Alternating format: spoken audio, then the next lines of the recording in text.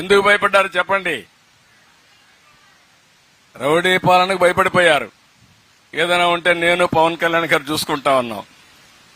అందుకే ఆయన రానియకుండా ఆయన వచ్చి నన్ను అరెస్ట్ చేస్తే ఆయన రావడానికి వస్తే ఆయన రానియకుండా ఉంటే రోడ్డు మీద పడుకొని నిరసన తెలియజేసే పరిస్థితికి వచ్చారు. అవునా కాదా ఆలోచించండి.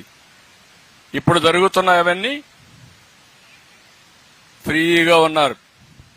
అవునా కాదా? ఫ్రీగా ఉన్నారా లేదా? మీరు స్వేచ్ఛ వచ్చిందా లేదా? అది మనకు గత పాలనకు డిఫరెన్స్. అలాంటి వ్యక్తులు మళ్ళా వస్తే ఏమవుతుందమ్మా? మీ భవిష్యత్తు సర్వనాశనం అయిపోతుంది. స్టేట్ పోతుంది, మీ భవిష్యత్తు ఉండదు, అందరం అంధకారమయ్యే పరిస్థితి వస్తుంది.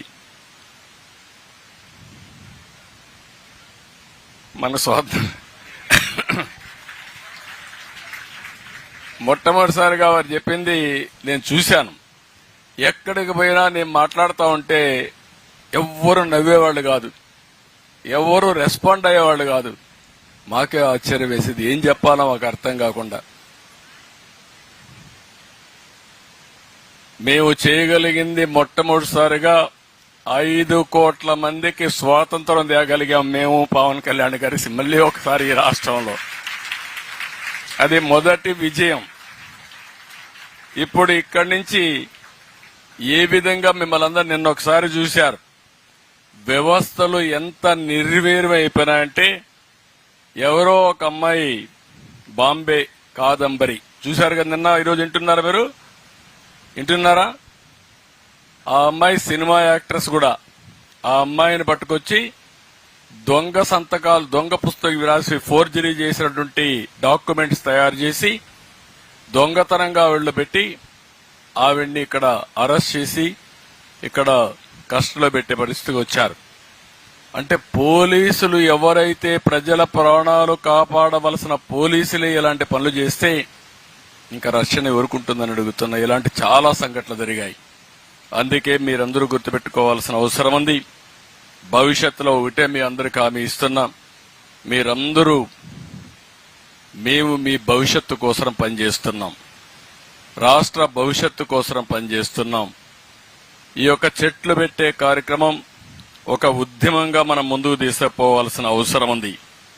దీనికోసమే ఈరోజు మేము చెప్పినట్టు ఎక్కడ చూసినా 50% పచ్చదనం ఉండేట్టుగా చూస్తాం.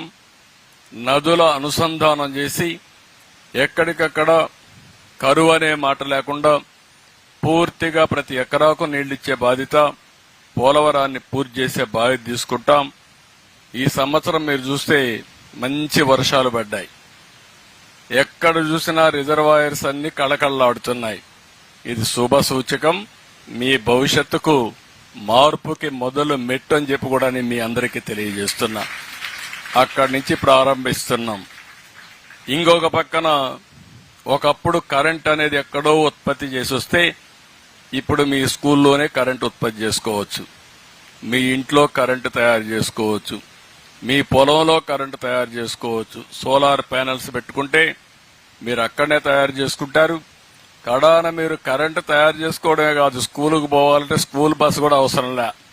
మీరు స్కూటర్ కొనుక్కుంటే, సైకిల్ కొనుక్కుంటే ఇంట్లో ఛార్జ్ చేసుకుని సైకిల్ కూడా దొక్కే పని లేకుండా మీరు స్కూలుకు పోయి మళ్ళా వచ్చే పరిస్థితి వస్తుంది. మార్పులు ఎంత వస్తున్నాయో మీరు పిల్లలు మీరు గుర్తుపెట్టుకోవాలి. ఒక విధంగా మీరు అదృష్టవంతులు మాకంటే. మేము చిన్నప్పుడు స్కూలుకు పోవాలంటే నడిచిపోయేవాళ్ళం 6 కిలోమీటర్లు. ఈరోజు మీరు ఏది కావాలన్నది వచ్చే పరిస్థితి వస్తుంది. ఇంకా భవిష్యత్తులో ఇంకా అనేకమైన మార్పులు వస్తాయి. మేము అందుకే ఆలోచిస్తున్నాం. Solar, wind,